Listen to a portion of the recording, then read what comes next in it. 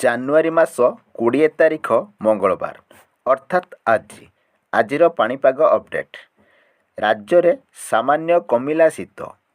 ଶୀତରେ ଲାଗିଲା ବ୍ରେକ୍, ବଢ଼ିଲା ତାପମାତ୍ରା। ରାଜ୍ୟରେ ବିଭିନ୍ନ ସ୍ଥାନରେ ତାପମାତ୍ରାରେ ବୃଦ୍ଧି ଘଟିଛି। ଫଳରେ ପୂର୍ବାପେକ୍ଷା ଶୀତର ପ୍ରଭାବ ହ୍ରାସ ହୋଇଛି।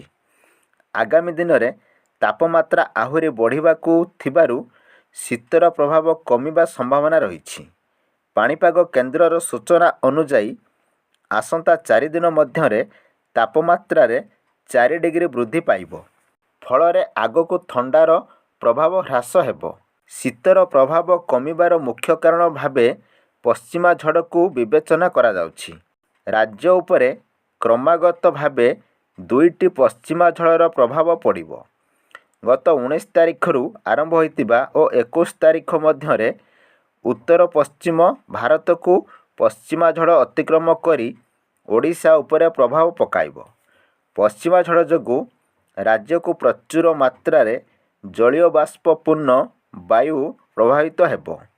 ଏହା ତାପମାତ୍ରା ବୃଦ୍ଧିରେ ସହାୟକ ହେବ। ଆଗାମୀ 24 ଘଣ୍ଟା ପରେ ଦେଶର ପୂର୍ବ ଭାଗରେ ରାତିର ତାପମାତ୍ରା 3ରୁ 4 ଡିଗ୍ରୀ ଯାଏଁ ବୃଦ୍ଧି ହେବା ନେଇ ଆକଳନ କରାଯାଇଥିବା ବେଳେ ଓଡ଼ିଶାରେ ମଧ୍ୟ ସମାନ ସ୍ଥିତି ସୃଷ୍ଟି ହେବ ବୋଲି ଆକଳନ କରାଯାଇଛି। ଶୀତର ପ୍ରଭାବ କମିବା ନେଇ ସମ୍ଭାବନା ସୃଷ୍ଟି ହେବା ପରେ ପାଣିପାଗ କେନ୍ଦ୍ର ପକ୍ଷରୁ ସମସ୍ତ ସତର୍କ ସୂଚନା ହଟାଇ ଦିଆଯାଇଛି।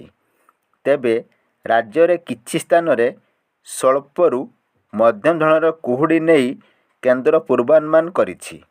ଆଜି ମଙ୍ଗଳବାର ସକାଳ ମଧ୍ୟରେ କଟକ, ଖୋର୍ଦ୍ଧା, ପୁରୀ, ଜଗତସିଂହପୁର, କେନ୍ଦ୍ରାପଡ଼ା ଓ କଳାହାଣ୍ଡିରେ ସ୍ୱଳ୍ପରୁ ମଧ୍ୟମ ଧରଣର କୁହୁଡ଼ି ହୋଇପାରେ ବୋଲି ପାଣିପାଗ କେନ୍ଦ୍ର ଆକଳନ କରିଛି।